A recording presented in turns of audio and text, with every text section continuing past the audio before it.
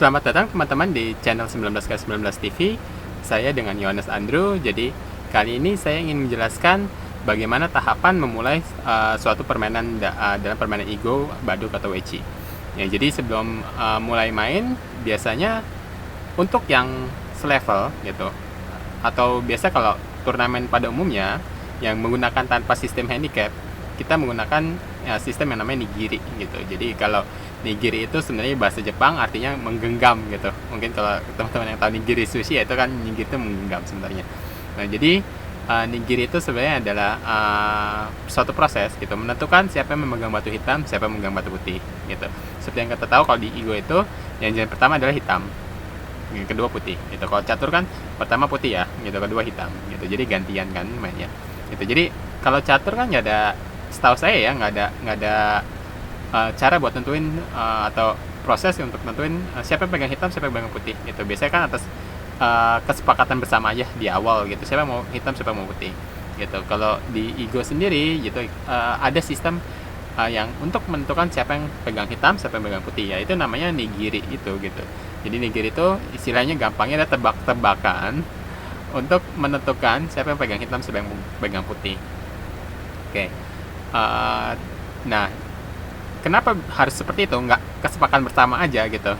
Karena tentu saja sebenarnya di catur pun sama gitu. Saya yakin catur pun sama. Jadi cara main kan tentu saja berbeda gitu. Karena hitam jalan duluan, kemudian putih gitu. Nah, di akhir permainan, putih akan mendapatkan bonus poin 6,5. Kenapa ada seperti itu? Karena hitam jalan pertama dianggapnya selalu lebih menguntungkan gitu. Karena bisa memperoleh poin duluan gitu, atau bisa merebut daerah duluan gitu. Sedangkan putih pada situasi yang harus mengejar gitu. Jadi karena dirasanya hitam lebih menguntungkan, makanya putih di akhir permainan berapapun jumlah poin yang didapat harus dapat bonus poin sebanyak 6,5. Kenapa ada setengahnya? Biar nggak seri aja gitu. Sebagai contoh seperti ini, misalkan hitam di akhir permainan mendapat 50 poin, putih juga dapat 50 poin. Nah, tapi putih punya bonus poin plus 6,5. Jadi totalnya ada 50 plus 6,5, ada 56,5. Jadi artinya putih jadinya menang 6,5 poin, seperti itu.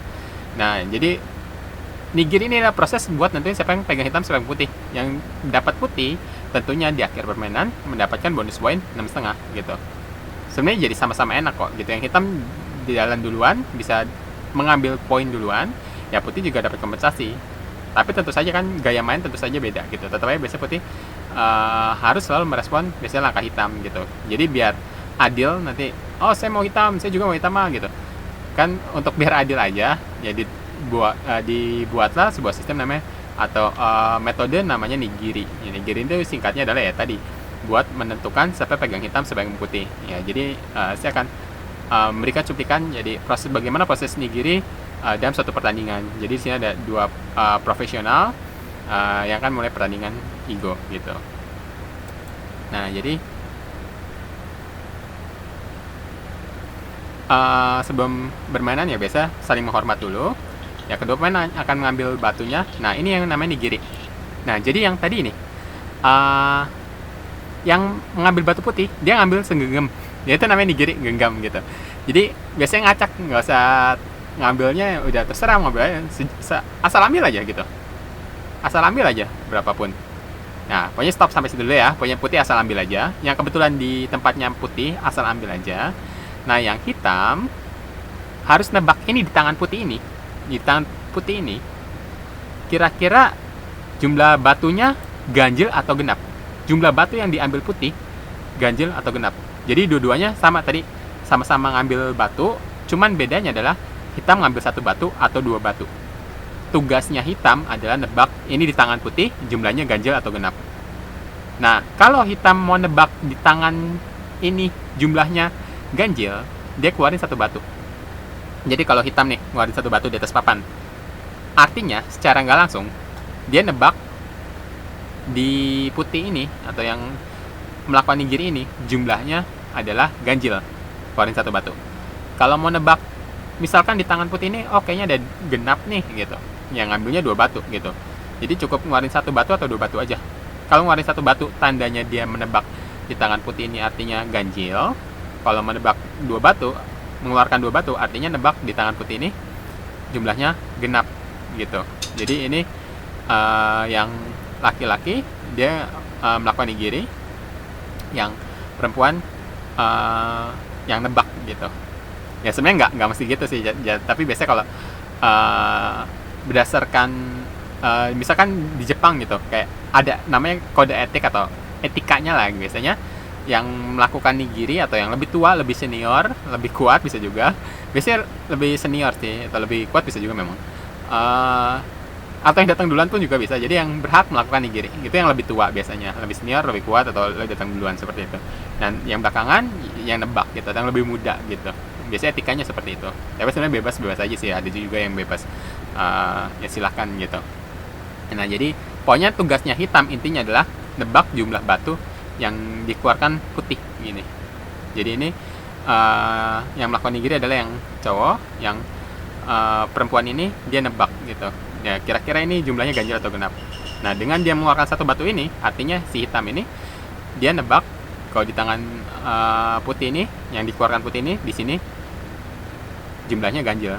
Jadi yang satu ngambil banyak, satu ngambil satu atau dua gitu. Terus sama-sama taruh di atas papan. Ya, terus dibuka. Nah, terus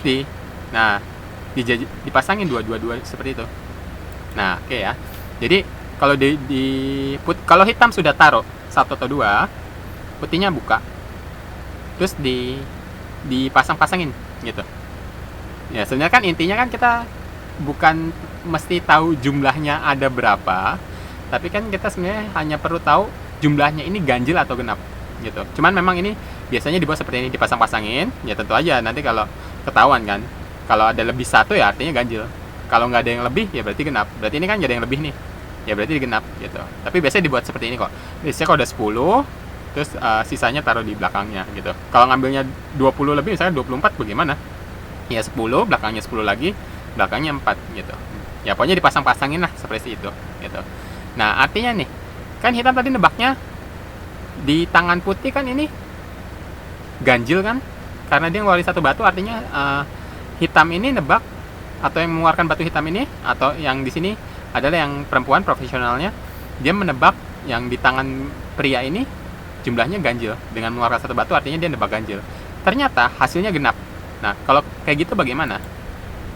Nah dibalikin lagi, lalu ditukar gitu ya. Jadi ditukar. Jadi kalau tebakannya si hitam salah, kalau tebakannya salah nih, ini yang tadi perempuan kan nebak ganjil, ternyata salah kan, ditukar. Jadi sekarang yang perempuan ini megang batu putih gitu, jalan belakangan. Yang laki-laki jalan duluan, batu hitam gitu. Paham nggak kira-kira? Jadi kalau tebakannya benar, gampangnya dia berhak pegang batu hitam. Simpelnya seperti itu. Jadi andai kata tadi yang perempuan ngeluarin 2 batu, artinya dia nebak di tangan laki-lakinya ini jumlahnya genap, dan benar kan? Kalau tebakannya benar, ya berarti dia pegang hitam. Nggak perlu tukar batu kayak tadi gitu loh. Tapi ternyata yang terjadi adalah tebakannya salah gitu. Ngeluarinnya 1 batu, berekspektasinya jumlahnya ganjil, ternyata hasilnya genap. Ya ditukar batunya gitu. Jadi dia pegang putih. Simpelnya, karena tebakannya salah, ya sudah pegang putih. Kalau tebakannya benar, ya pegang hitam gitu loh. Dan ingat, kalau nigiri, proses nigiri yang ambil banyak selalu putih, yang nebak selalu hitam gitu. Nah sekarang yang jalan duluan adalah ya sudah, berarti yang laki-laki tadi gitu, karena yang perempuan tadi nebaknya salah gitu. Nah sekarang jalan duluan, nah laki-laki gitu. Nah biasanya kalau jalan pertama biasanya di pojok kanan atas gitu. Sebenarnya bebas kok mau jalan di mana aja, mau di pojok sini boleh, di pinggir boleh, di mana aja bebas gitu. Tapi biasanya kan kalau ego biasanya untuk opening kebanyakan ya di tengah pun nggak masalah kok, di pojok pun nggak masalah. Cuman biasanya kan banyak kan rata-rata mereka akan main di titik sini-sini, sudut-sudut dulu nih gitu.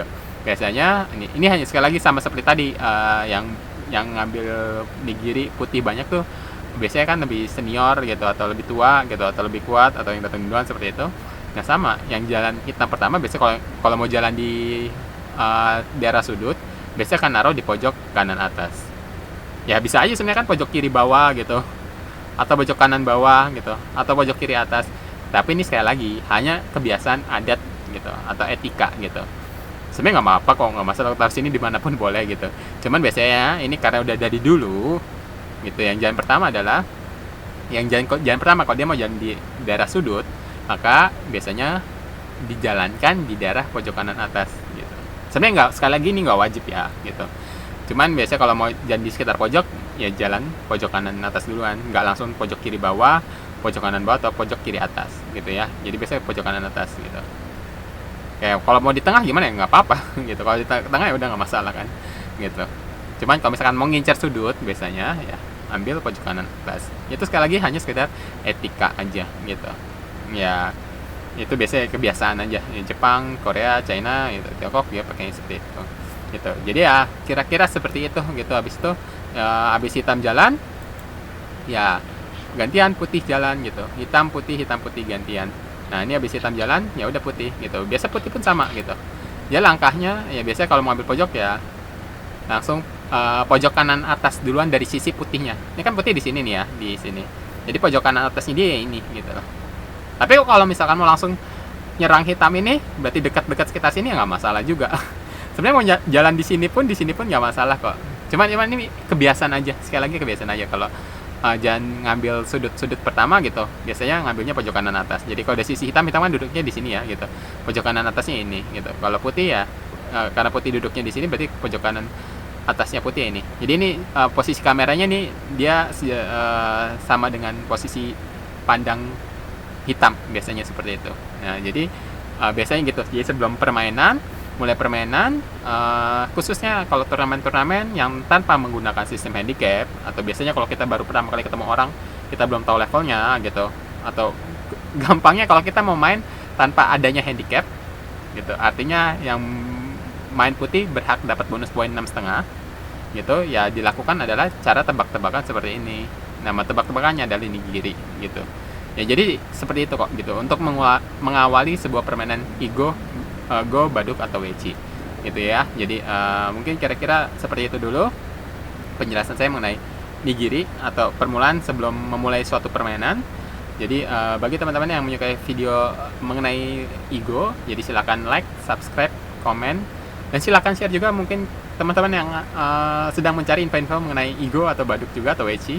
Ya, jadi silakan di-share juga, silakan cek kolom komentar di bawah, kolom deskripsi di bawah. Jadi mungkin ada beberapa informasi yang bisa kalian dapatkan. Mungkin ada teman-teman yang sedang mencari pengen tahu bagaimana sih belajar Igo gitu, atau di mana sih kira-kira, atau pengen tahu dong apa, atau pengen beli dong peralatan Igo ya. Jadi ya silakan cek di kolom deskripsi, saya akan mencantumkan mungkin info-info yang teman-teman mungkin bisa kalian dapatkan.